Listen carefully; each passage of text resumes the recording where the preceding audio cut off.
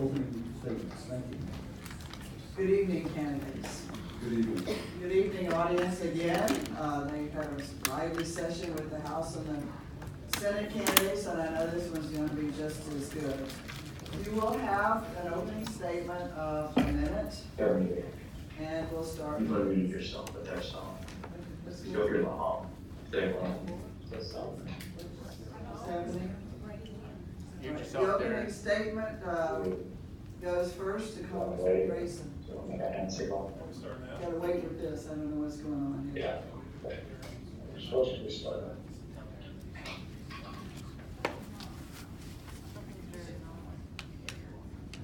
Darren, can you hear us? Not working. I ain't the tech. Sorry.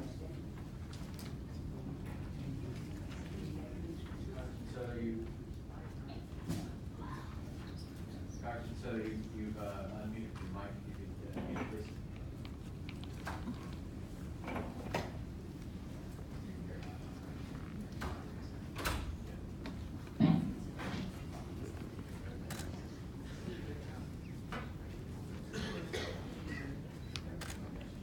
Sorry, Congressman Grayson, please, your opening statement. Thank you all. It's great to be here, and I wanted to welcome all my fellow progressives. When I was in Congress, I was labeled the most effective member of Congress, the most productive member of Congress, and a standout congressman in a do-nothing Congress. Time magazine was correct on both accounts. I managed to pass more legislation than any other member of Congress. And it was a good, solid, progressive legislation, despite the fact that I was working with the Tea Party in charge of the House. I passed more than 100 pieces of legislation. I funded and finished VA hospital here in Orlando. Orlando was no longer the largest city in the country without a VA hospital. When I found that the northern side of Orlando was getting a $100 million project for Sunrail, I sat down with the Secretary of Transportation and made sure that we got the same on the south side, and soon there'll be stations open in both Osceola and Polk. What I'm trying to convey is that you deserve a member of Congress who gets good things done. There are some people who say that you can't get anything done in Washington, D.C. Those people shouldn't be in Washington, D.C. We have the privilege and a functioning democracy to make the rules that we all live by, and we have to fight for our fair share. That's exactly what I did when I was in Congress, and I was successful over and over and over again, bringing an extra $100 million into our district in my first year. So I appreciate your support, because we need to let the good times roll again. Thank you. Ms. Carlson, your opening. Thank you very much. I also appreciate being here. My name is Kristen Carlson. I'm a first-time candidate. I'm a lifelong Democrat. I've lived in Polk County, raised my family here, and worked here for 39 years. I am the only candidate that has been rated strongly progressive in District 15 by this organization. I worked my whole life to help people. I worked as a prosecutor. I worked as general counsel for the Florida Department of Citrus. I worked as chief counsel for the Florida Department of Transportation just down the street here in Bartow. I worked many years as a lawyer and as a litigator to help people, to help solve problems, and often these problems were big problems and important problems for the state. I'm results driven, and I have a long public track record and understanding of government to help get things done in Washington. There are many big problems we face as a nation, and these are like affordable and accessible health care and better public schools, secure retirements, and all these things matter to me. Thank you. Mr. Learned. Hey, thank you everybody for coming. My name's Andrew Learned. I'm the Navy officer in this race. I've been at it a little over a year now. If you haven't heard about me or my story, I got into this after, on Trump's third day on the job, he ordered a mission in southern Yemen that got one of our guys killed. It was the raid, you might have heard of it, where he took the briefing in a Mar-a-Lago ballroom instead of in a classified setting and forgot he did it because a couple days later he tweeted the Muslim ban the night before the team was to go into country. And Ryan didn't make it home that night. And that was the night that I went home and did some soul searching and decided I was gonna come home and I was gonna run for something been at it ever since. We've always been the little race out here that nobody was talking about, building momentum, until we finally forced Dennis Ross into an early retirement. So I'm proud to say that one way or another, our canvassing and the grassroots momentum that all of you, because I see a lot of our canvassers out there tonight here, thank you for helping us get this far. Thank you for putting us in this position. We are going to keep fighting. We've picked up we started, I see Darlene in the back, with one of the local Indivisible chapters started us off. Now we have Indivisible National, Our Revolution, a whole bunch of folks coming on with endorsements. So thanks for having me. I'm looking forward to the questions. Thank you, Mr. Pena. Good evening, ladies and gentlemen. My name is Ray Pena. I'm a candidate for U.S. House of Representatives, Congressional District 15. I am the first Hispanic American congressional candidate aspiring to represent you, good people, in this district. I'm a military veteran. I served with the United States Coast Guard between 1974 to 1978 during the Vietnam-era war. I also retired from the police department. First started out with the Metropolitan Police Department in the District of Columbia, and then I went on to the San Jose Police Department, where then I retired as a detective after 26 years of honorable service. I then opened up my own small business. It's called Guardian Aviation LLC, where I'm a commercial pilot flight instructor in helicopters. I am the only candidate that stands before you people. I'm a 40-year member of unions, and I'm the only candidate here on this stage that has not accepted any special interest money or any PAC money. I believe in open government, fair government, honest government. Ladies and gentlemen, I will represent you with honesty, integrity, and transparency. Thank you. Congressman Soto, I hope we've gotten all the bugs worked out of this now. Would you give your opening statement, please? Yes, thank you, and it's so great to be here with the Polk Progressive Democrats. I'm live here from Washington, D.C., and I'm just so proud to be able to stand up for our progressive values up here in Washington.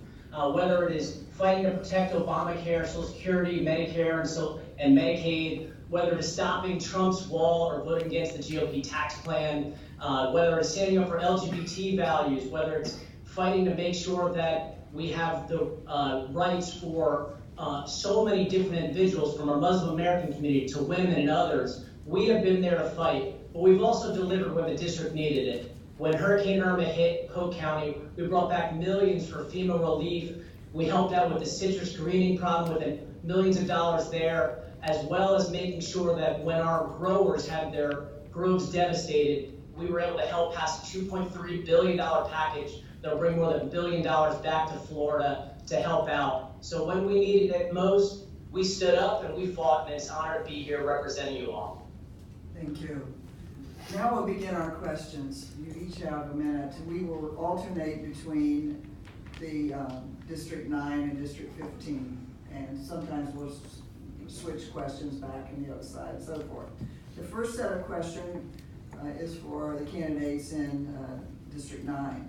We begin with this question, which was submitted by the Polk County Progressive Democrat Caucus.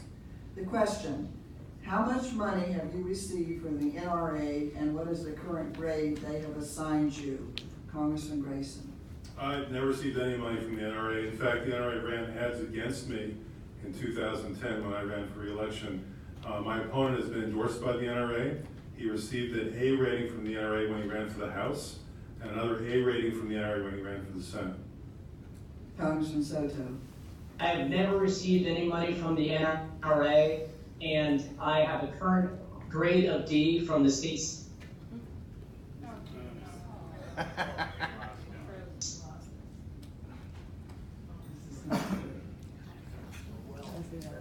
Senate.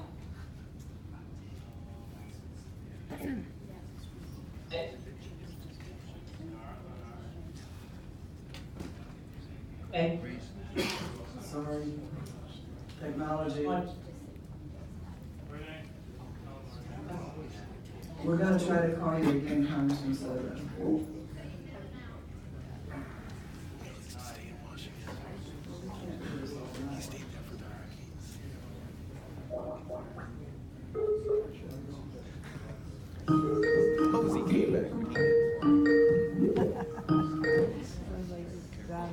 All right, we're going to move on. Next question for you, District 15, sorry. This is a different one. And this was submitted by the Democratic Women's Club of Lakeland. Here's the question. What would you propose to solve the immigration crisis? Are you willing to fund the President's border wall proposal in exchange for getting DACA recipients a path to citizenship and improve the overall process for asylum seekers to make it faster, more efficient, and less traumatic for family units, especially children? Try to sort through it. Answer again, the border wall, solving the crisis, the DACA versus citizenship. Your best answers on immigration. We'll start with you, Ms. Carlson. First off, I believe that immigration reform, comprehensive immigration reform, is necessary. I think it's going to require a bipartisan solution. I do not favor the border wall. I think there are far more modern techniques that are less expensive. We're not going to be confiscating everybody's property along the southern border of the United States and paying eminent domain prices for it. But I do think we need a path for the dreamers. I think we need a path for immigrants that are here, in often cases today illegally. They need to be given a pathway to citizenship so that they can continue adding to our economy. I would not compromise on the border wall. Thank you, Mr. Leonard. You know, I'm certainly not going to start by saying that what we need to do is compromise. We should be able to make sure that we keep families together and we don't put kids in cages without building Trump's stupid wall. That's not a hard thing to say. And on top of that, I mean, this is not a complex problem. We were just talking to 15 Dreamers at the March for Our Lives the other day. These kids came here before they were conscious, and they should be able to stay here because they're as American as I am, and it shouldn't matter what color your skin is or where you come from. If you're in this country, you should be treated fairly. Period. Mr. Pena. Thank you. Ladies and gentlemen, over 80% of Americans approve that the DACA kids stay in this country, number one. Number two, I disagree with the wall. We have enough technology and drone technology that we can cover that border without having to spend billions of dollars on the wall. We could take that money and use it somewhere else in immigration reform. And I support the present policies that they have at the border for asylum seeking. The only thing we need to do is just improve it. Thank you. All right, Congressman Soto, we're sorry for the technological problems, but you may complete your answer on the grade that you've gotten from the NRA, how much money that you've gotten from them. Thank you. I've never accepted money from the NRA. I had a D in the Senate. I have not gotten a grade in Congress, but I would imagine it'll be an F since we have supported a ban on assault weapons, supported a ban on bump stocks, and I support universal background checks. I would note that my opponent had the highest grade of any Florida Democrat while serving in Congress with the NRA as well. But I think the real key is most of us, we changed our mind after Newtown, after the devastation that we saw there. And I've been a reliable vote for gun safety since 2012, from serving in the Senate until now serving in Congress. Thank you. So this next set of questions goes again to District 9 candidates. The Polk County Democratic Hispanic Caucus generated this question. Question is, how would you use your position to assist the people of Puerto Rico who still suffer from an economic and a hurricane disaster, recover economically, and to help them recover economically? And this goes to Congressman Soto. Thank you so much. First, we need a Democratic majority so we can finally pass the second relief package. You cannot fund a $90 billion disaster with only $18.9 billion. We also have to get rid of PROMESA and allow Puerto Rico to be able to declare bankruptcy to discharge all the debts that are gripping the island. And we also want to pass economic opportunity zones throughout Puerto Rico to encourage jobs, as well as make sure that tuition and college access is available. But right now, it's going to take more money, and this president has turned the page, but we will continue to fight, both for my fellow. Congressman Grayson, same question. Well, I think that you have to understand how things actually get decided in Washington, D.C. in order to realize the answer to that question. Time after time after time, I avoided discrimination against Puerto Rico in legislation when I was in Congress, and I did so successfully by a number of different means. Sometimes I had to go and sit down with the Republicans and talk it through with them. Other times I had to shame them. But whatever it was, it required actual tenacious effort in order to be able to accomplish that, and we were successful. When I was in Congress, you did not see the kind of discrimination against Puerto Rico that you've seen since then. And the reason for that is that each weekend, when we received the bills for the following week, I went through the bills with a staffer, and we decided and determined whether there was anything in these bills that discriminated against Puerto Rico. And if there were, then by Monday, by noon, we had an amendment that was going to be able to eliminate that discrimination. And we were successful time and time and time again. The Republicans don't want to be seen as being discriminated against Hispanics, but you have to identify these things, you have to flag these things for them, you have to go and talk to them, and that's how you make it happen. Thank you. Next question, District 15 candidates. This is again a question from the Polk County Progressives. What measures should be taken to get big money out of national politics? Mr. Leonard, you're up. You have to elect a Democratic Congress.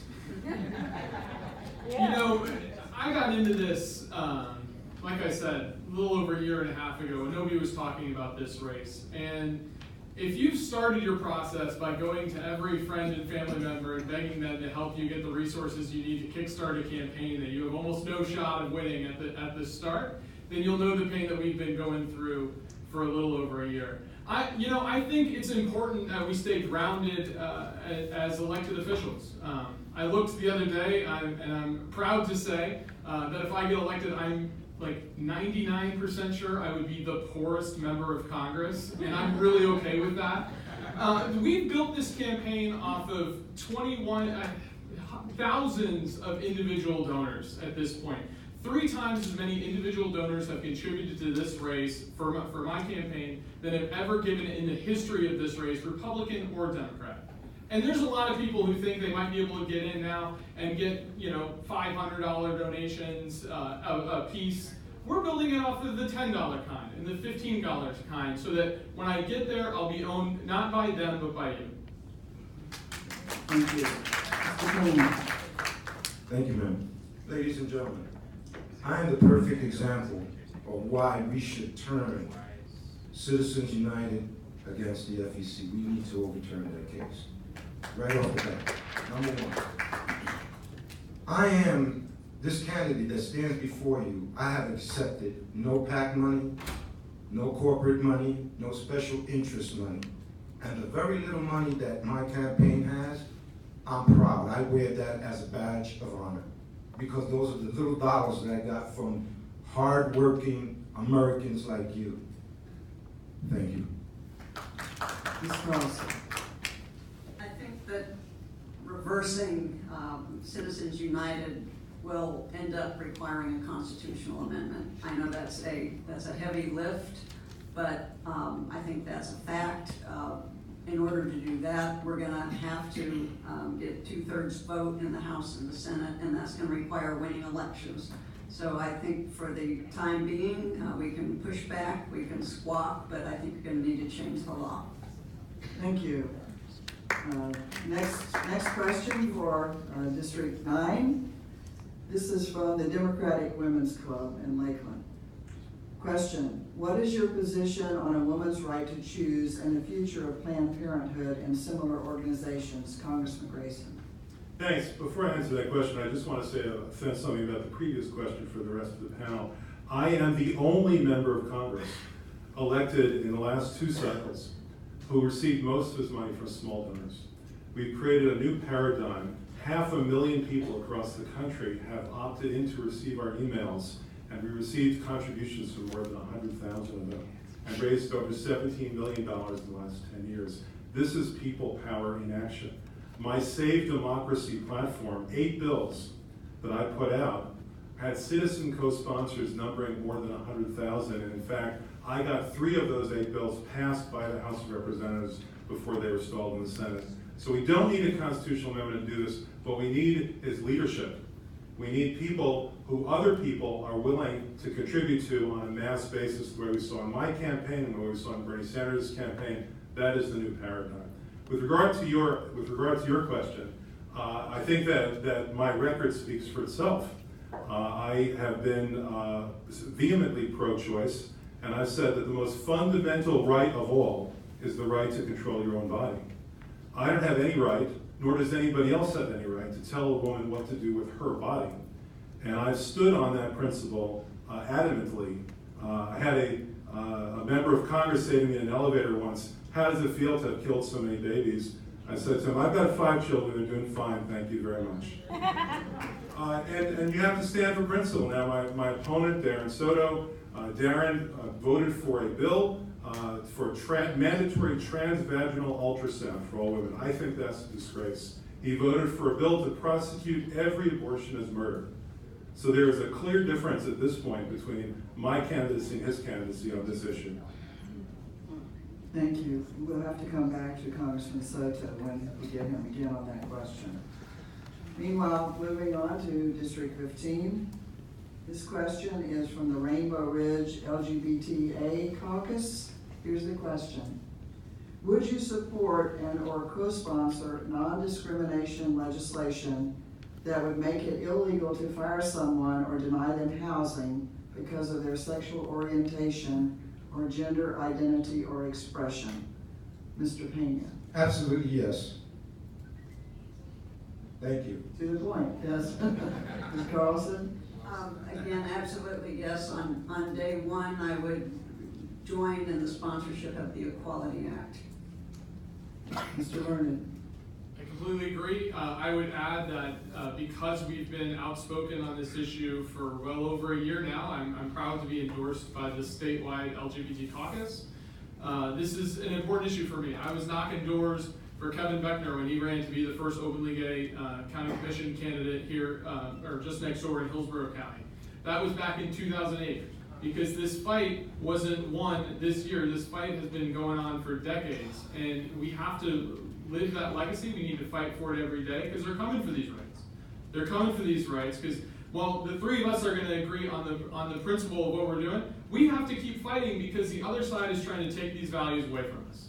There's another room somewhere just like this one where they're talking about how they're going to peel this back, and we have to be pushing forward, or else we're going to let them win. And we cannot let them win. We've done that for too long, and we have to keep fighting. Thank you. Congressman Soto, here's the question for you. What is your position on a woman's right to choose and the future of Planned Parenthood and similar organizations? I believe in a woman's right to choose, and I've had Planned Parenthood's endorsement in my last now 6 elections and have 100% voting record to allow women to have the right to choose because it's their constitutional right. When I was in the state Senate, I fought to defeat the 24-hour waiting period bill. Earlier this year, I marched with women to fight for the right to choose when there was an attack on Title X, and now with an attack to try to take away Medicaid funds from Planned Parenthood, and I'm honored to stand with them and have their support in this race. Thank you.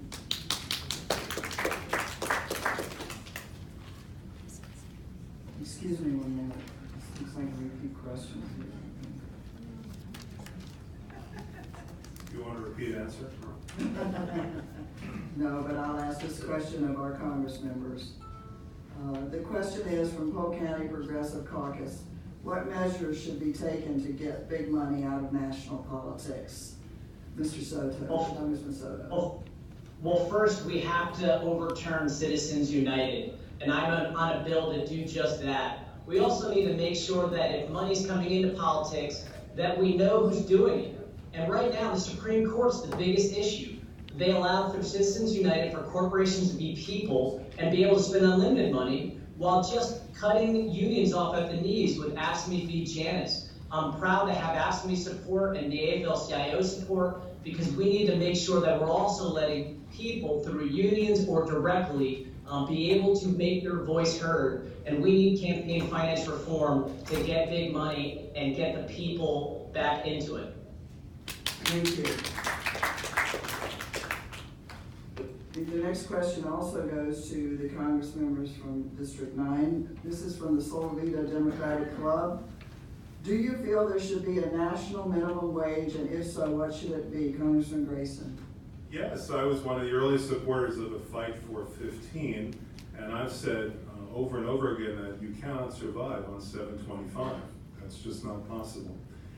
In general, what we have to do is make sure that people get a fair day's pay for a fair day's work, and that includes benefits as well. I was the first member of Congress ever to introduce a bill to require paid vacations. We literally have over 20 million people in this country who never get a day off. They're not entitled to any paid vacation whatsoever from their employers. So I think that has to change, and one of the big differences that you see between how we treat our working people in this country and how we treat others is in exactly that. It's not just compensation, but it's benefits as well. Last year, there was a decision in Italy that paid sick leave applies when your dog gets sick. I'm not saying we need to go that far, but I am saying that it strikes me very strange that my 5 children are required to come home from school when they're sick. I have to go and pick up my 5 children and they're sick in school. But if an adult gets sick, that they're required to work. They're required to work even if they work in a restaurant, they're serving other people. They're required to work even if they work in a hospital and they're trying to cure other people. That just doesn't make any sense. So we need higher pay, we need better benefits, we need pensions for everyone, and we need to make sure that people are properly compensated for their work. Thank you, Congressman Soto.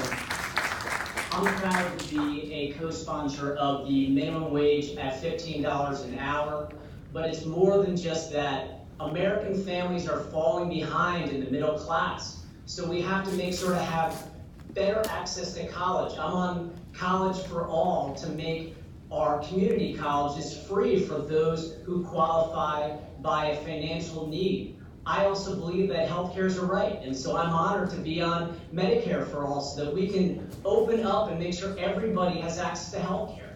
We also have a problem with Social Security, Medicare, and Medicaid, and that the GOP tax cut, the tax scam, is going to add $2 trillion to the deficit, and now they're already trying to, with their budget proposal, trying to cut those things. We need to stand strong and let not one penny be cut from Medicare, Medicaid, Social Security, and we need to make sure that we also take care of our union pensions by refinancing some of them that are in trouble in the multi-employer pension plans that we have in this country.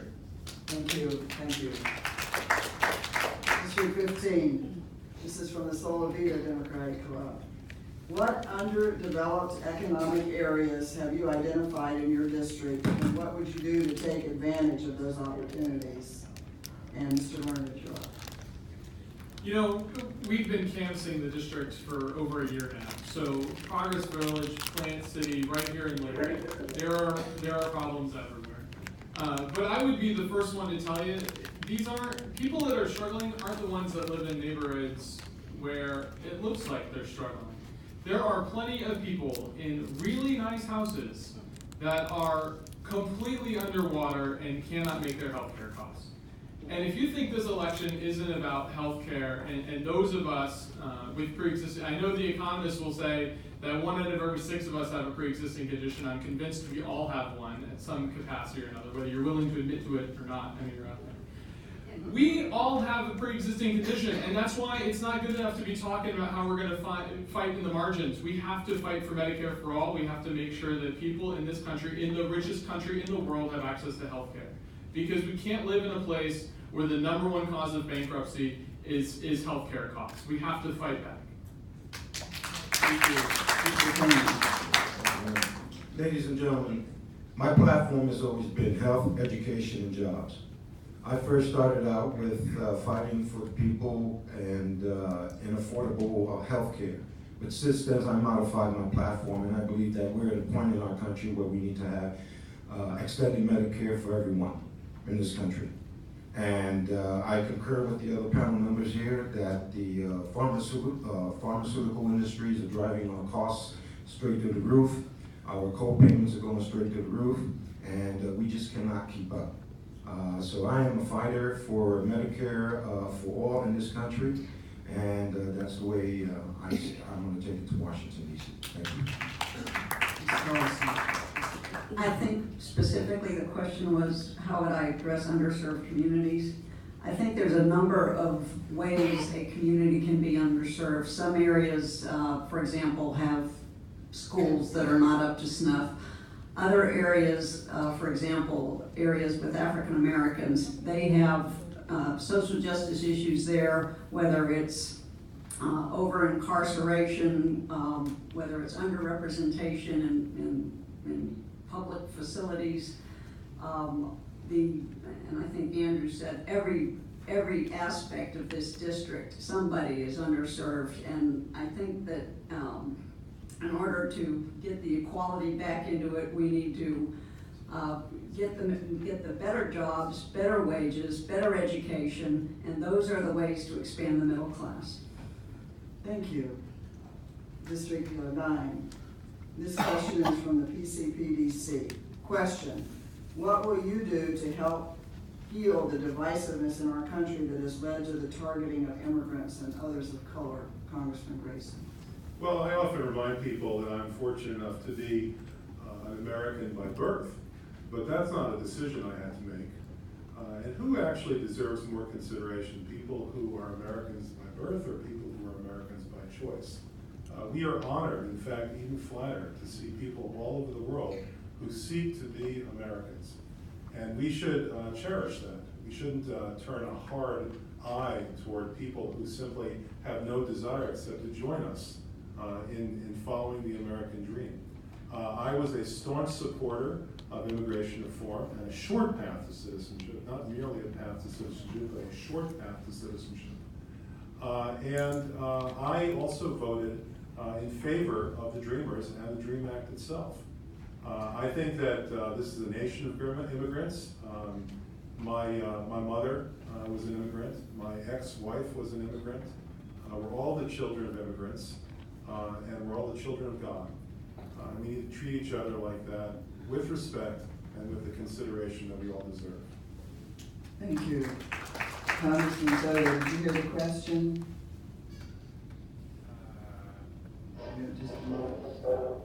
Did you hear the question, sir? I did not. Can you please repeat it? Yes, I will. What will you do to help heal the divisiveness in our country that has led to the targeting of immigrants and others of color? Well, first of all, comprehensive immigration reform would go a long way. But I went down to Homestead just recently. I saw separational families see zero tolerance policy that is what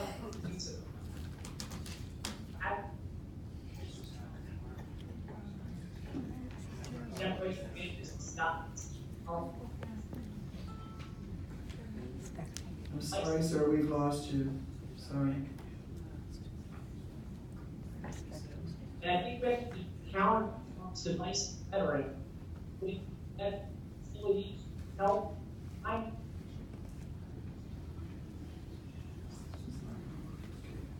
Apologies.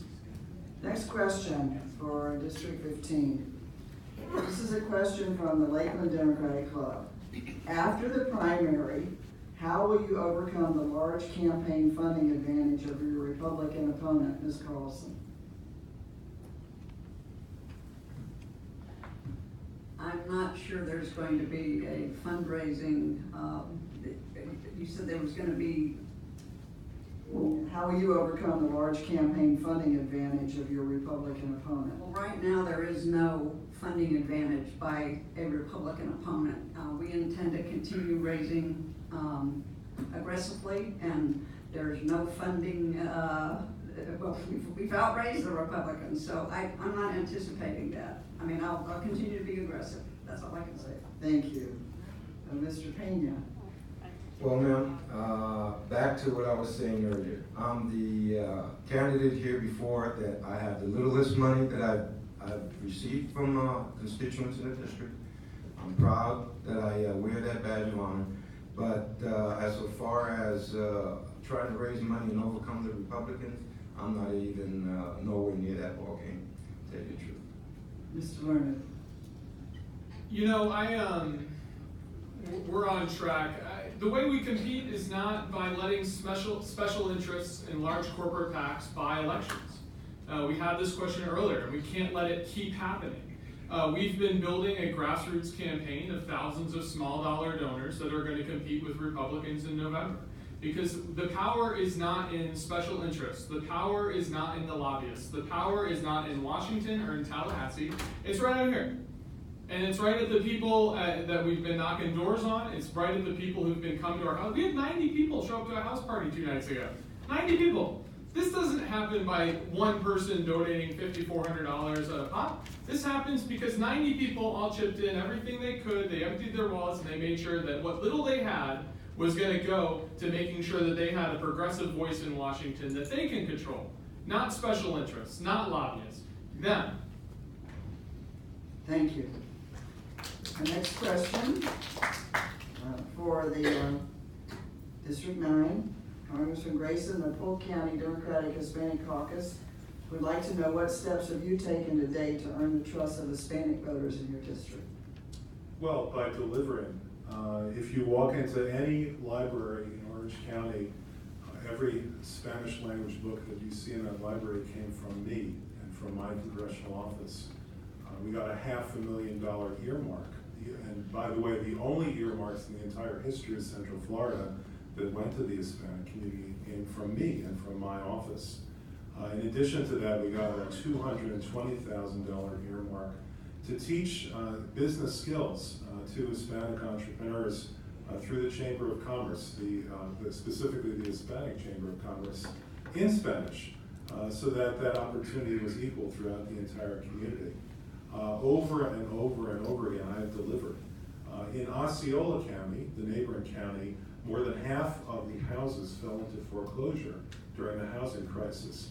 I got a 50% increase in bilingual housing counseling, Spanish language housing counseling, so that people can stay in their homes. And by the way, the GRACE Mandatory Mediation Program, a program that I designed and had our local courts adopt, cut those foreclosures in half. For many Hispanics, your home is your savings account. And I've done more than anyone else, to make sure that the home stays yours. Thank you. I understand that we have audio only from Congressman Soto. Can you hear me, Congressman? Thank you so much for the question. You know, over the years, we have led for issues that are critical of our fellow Hispanics in our community. I've been able to get dreamers admitted to the Florida bar and stop an Arizona-style law. We brought a Valencia Poinciana campus to an area where Hispanics were falling behind in access to education. In Congress, we fought to stop separation of families. We fought for our dreamers. And we have gotten 5 extensions for housing for my fellow Puerto Ricans who escaped Hurricane Maria and come to our area. We've also worked on getting more high-tech jobs for the area and bump up in affordable housing. 2 key issues affecting our community.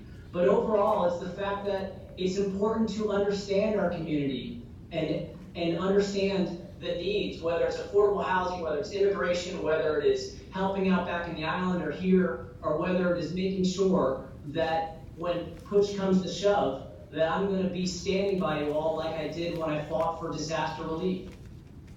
Thank you. Next question for District 15 candidates. The Democratic Women's Club of Lakeland asks, what is your position on legalizing marijuana at the national level? Mr. Leonard. You know, I've been saying for a while now we need to relook at the scheduling issue of it. This is something where not only are we using our arcane drug laws to go after our own citizens, especially our citizens of color, they're coming after us, and we're missing an opportunity here. We're missing an opportunity because other states that have embraced it have been able to invest in their education and in higher education and in universities like the University of South Florida. We could be building better things if we could simply just tax this as the commodity it is. instead of giving it out and making all that money go to cartels and creating problems on the border. We should be legalizing it. We should be looking to do this in the future, and I'd support that. Mr. Pena. I wholeheartedly support medicinal marijuana. As a resident of the state of California in This 1990s. is legalizing marijuana in general, not just medicinal, just for clarification. Okay, yes, ma'am, at the federal level, I do support legalizing it, yes, ma'am. And you, Ms. Carlson. I would support legalizing it. I think in legalizing it, we have the ability to tax it, we have the ability to regulate it, we have the ability to keep it out of the hands of minors, and I would favor legalization. I would also want to comment that our marijuana laws have been part of a failed war on drugs that have destroyed communities. They and families, and they put us in a hostile relationship with our our law enforcement, and I think in order to stop that, we need to legalize marijuana. Thank you, Brenda. Next question to District 9 candidates. This question comes from the Polk Progressives. What practical measures do you propose to address climate change? Congressman Soto. First, I think we need to re-enter the Paris Climate Accord. It is absolutely atrocious that we're the only country in the world when we're supposed to be leading that isn't doing that, that isn't a part of it. In addition, I support tax credits for solar and for wind and for energy efficiency. I also signed on to a bill to get us off fossil fuels by 2035.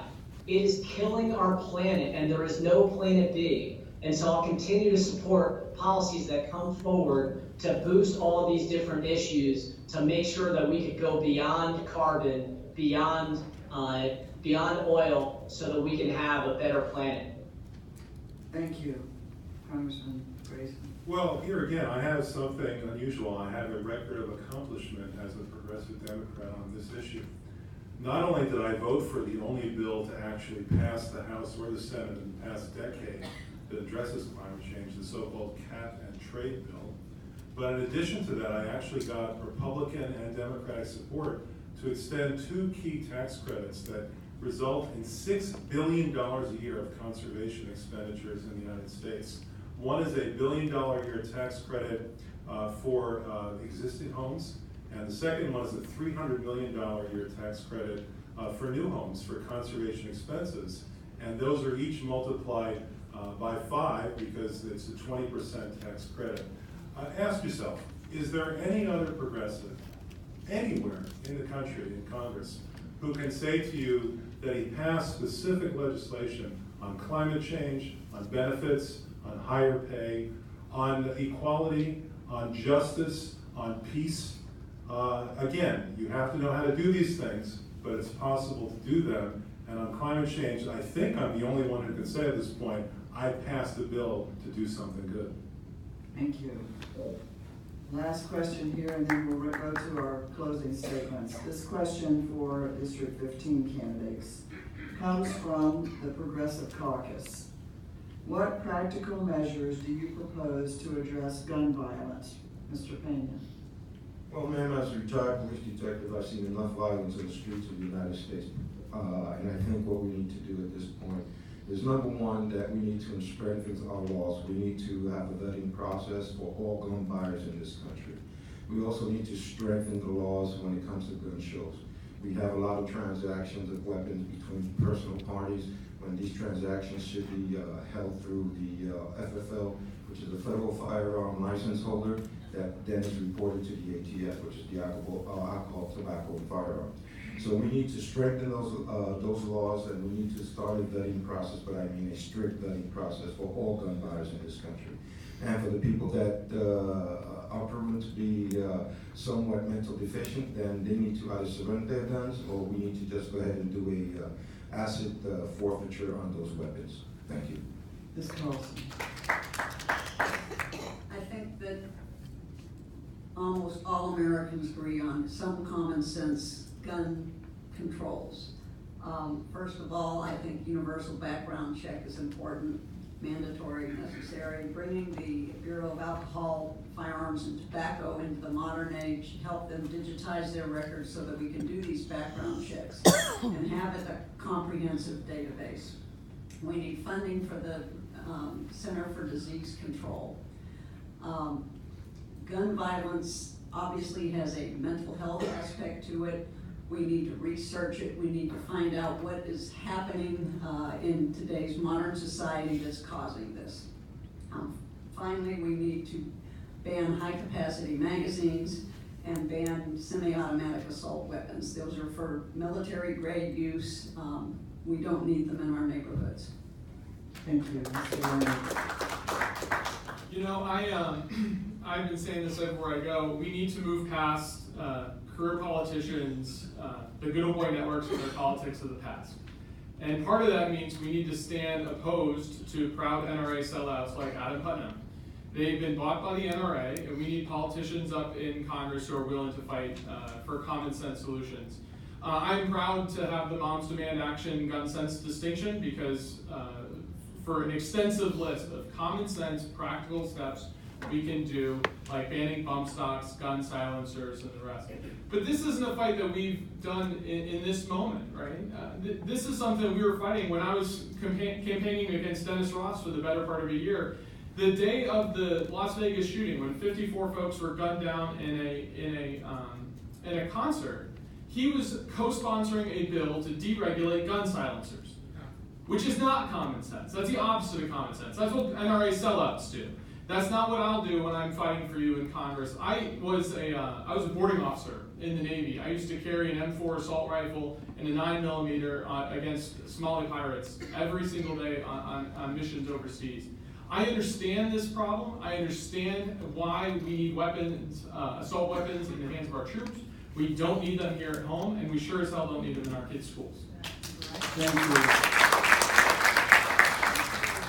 you. It is time now for our closing statements. You each have 2 minutes.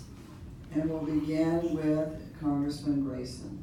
Thanks. I want to begin with introducing Mike in the back of the room. Mike, raise your hand. There is Mike. Mike helps us to run a people-powered campaign. A few years ago, we had 68,000 volunteer phone calls in a single day for the benefit of our campaign. I'd love to see us break that record this year. If there's anybody here who wants to help elect a champion for justice, equality, and peace, someone who told the Republicans a few years ago the Republican health care plan is don't get sick, and if you do get sick, die quickly, someone who passed more legislation and wrote more legislation than anyone else in Congress, and the only member of Congress to be elected to 2 cycles in a row who gets most of the money from small donors, then we want your help, and we need your help. And you will be proud to be working on this campaign. This is a successful campaign. We have, as I mentioned before, received contributions from 120,000 Americans all across the country, all good, solid progressives. And you can call me a national progressive leader, and I'm proud to be that person. Ed Schultz recently said, this guy is what it's all about. Because we need people who aren't just fighters, but people who are winners. People who are winners. People who can actually get good things done for the community, for the state, and for the nation, and even for the world. That's what we need in Congress right now. Now, right now, today, there's $4 billion being spent to improve I-4 north of downtown Orlando. How much is being spent to improve I-4 south of downtown? That's right, the answer is 0. And the reason for that is simple. Nobody here is fighting for you. Nobody here is able to bring home the bacon. I'll tell you this, when I was in Congress, I didn't just bring home the bacon, I brought home the whole pig. That's what you need, that's what we deserve. Don't accept anything less. Grayson for Congress. Carlos Macedo, you have 2 minutes for a closing statement, and before we finish this, thank you for hanging here with this technology issues we've had. It's my pleasure, and I'm your neighbor in Osceola County, and I'm honored to represent you all in Congress, before that in the state Senate, where we brought back a new Valencia College, where we fought for millions upon millions of dollars when Hurricane Irma hit Polk County. I was on the ground and led the letter to get disaster relief. I also brought millions back for citrus greening and also for our farmers in the area and our growers. We brought back over $4 million for our firefighters, for the Polk County firefighters. We brought back over $2 million for a healthcare clinic in Point Siena. Another $500,000 for Haines City for their firefighters. A little local, several of the cop cars that we got in Lake Wales. The list goes on and on and on of different things that we helped out with. But what I'm most proud of is when there's been injustice, I've been there. When there was a Muslim ban that Trump tried to push, I went to the airport. When Dreamers fought with us to shut down the government, I was there. When they were attacking women and the Me Too movement rose, I stood by women against powerful men who sought to harass them. When there was issues with the LGBT community and getting rid of guidelines for our schools, I sent letters to Polk County schools to fight for everyone. When we saw Trump call Hispanics rapists and he fought to try to get a wall, I was part of the coalition to help stop him, to make sure that we're stopping separation of families. When I went down to Homestead, Florida, to fight against zero tolerance. And when Puerto Rico was decimated by Hurricane Maria, I helped get 5 extensions to fight for evacuees, who I now call my constituents. And so the key is, when there's been injustices, I have been there. When we have needed money, I brought millions back to the district. And you know this because I've been there with you all along. I've been there as your neighbor, as your colleague. I've been to all your events, and I have been able to go piece by piece, day by day, year by year, to help make sure Polk County is a better place to live, and I'm proud of that. And it's an honor to be able to represent you tonight. And thank you so much for all your support. Thank you. Ms. Carlson, you're closing. Thank you. I mentioned in my opening that I've lived in Polk County for 38 years, but one thing I've noticed about District 15 is we seem to be, we're between Tampa and Orlando, and we don't have our own identity. It's my plan in Congress to help District 15 get its own identity, get its own higher wage jobs. We're not just gonna be a logistics center and warehouses and truck drivers for Tampa and Orlando. But backing a little, getting up a little higher than District 15, President Trump is looming over this entire election. He's upended our shared democratic values, our cherished institutions, our rules-based order, both domestically and internationally. Today, you know, you open up the newspaper every morning and something else has happened, but he set another new low today in Helsinki. I'll fight every day to restore those values, restore American values, restore America to being the greatest nation that he's trying to erode. There are huge problems we have to work on. I will fight for those problems. I'll fight for affordable health care. I'll fight for higher wage jobs. I've been fighting my whole life, but today I'm ahead in the polls for our primary. I've raised more money than any Democrat has ever raised against a Republican. I raised more money against all Republicans and Democrats in this particular race, this cycle. And I am going to win. I only came into this race to win, and I think that's what we need to do in order to flip this seat, and we need to flip this seat desperately to regain the House. Thank you, Mr. Leonard. So I think there's a couple things in there that just factually weren't true, but if you think that this election is going to be bought by powerful special interests, then you're not paying attention in 2018. Because this election is not about them, it's about us. It's about all of us coming together, small dollar folks, chipping in to make sure that the rich and powerful, the good old boy networks and their politics of the past are not going to control us any farther. We can't let it happen. And that's why I've been in this fight with you for over a year. I was there with you for the Women's March. I was there with you when we were rallying for Charlottesville. I was there for the kids at Parkland. because those were things that motivated me. Those were reasons that I got up in the morning. Those were things that kept me fighting. Those are the things that keep me fighting. I told you at the beginning of this that I got in this for Ryan and our sailor who didn't make it home from my deployment. And that is absolutely true. That's why I got in this. But it's not the reason I stay in it. I stay in it because over the year I've met parents who've lost their kids. I had a mom come up to me at a house party a couple weeks ago who her son survived an IED blast in Iraq, only to come home, get overprescribed opioids, and then when the VA wouldn't pay for it anymore, turned to heroin, overdosed, and passed away. Right here in Lakeland. Right here in Lakeland. I've met parents who've shown me their drug cabinets, where they bring me over by the arm, walk me over to their kitchen, show me the cabinet, and they say, everything in this cabinet I couldn't afford if it wasn't for the Affordable Care Act. And Dennis Ross tried to take away my ability to pay for my kids' prescription drugs. You think this election is about rich and powerful people and not that mom in that moment? That mom's going to knock doors. She's been knocking doors. We've been knocking doors all year because this election is about us. It is about what we are doing together to resist this administration. I have been proud to, like I said at the beginning, to have thousands of you supporting this race, more than have ever come out before. I am proud to have the endorsements from every single one of our local indivisible chapters, the National Indivisible Group. We were one of the first 5 National Indivisible endorsements. Our Revolution Tampa Bay, Representative Kathy Castor. We're endorsed by everybody. We're all coming together to win this thing because we have to do this. We have to stand up and we got to fight. So thank you all for being here. I appreciate it. AndrewLearning.com. Ladies and gentlemen, thank you very much for coming. My name is Ray Pena, candidate for U.S. House of Representatives, Congressional District 15. You all know me. I was the first to file for this race back in February of 2017. You see me standing in front of the tax collector's office. You see me on First Fridays. I shook hands with you. We talked, we listened.